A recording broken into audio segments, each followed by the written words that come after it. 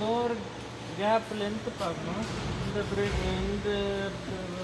இந்த பொசிஷனில் ரப்பர் பீடிங்லேருந்து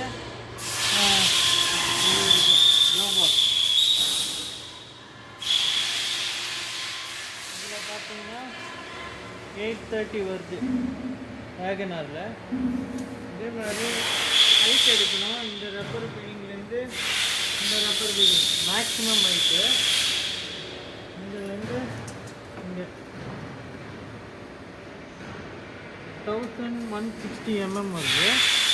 அதுக்கப்புறமா இந்த அகலம் எடுக்கணும். உள்பக்கம் அகலம், இந்த உள்பக்கம் அகலம் வந்து அந்த பிளாஸ்டிக் எவ்வளோ வருது இது பார்த்தீங்கன்னா 570 வருது. உள்பக்கம் அகலம், உள்பக்கம் இந்த அகலம் வந்து அது பிளாஸ்டிக். அப்புறமா கடைசியாக கொஞ்சம் நார்மல் பொசிஷனில் சீட்டு வச்சுட்டு ஹைட் இந்த ஹெட்ரெஸ்ட்லேருந்து மேலே ரூஃபு எவ்வளோ வருதுன்னு பார்க்கணும். இதில் பார்த்தீங்கன்னா 120 வருது. ஸோ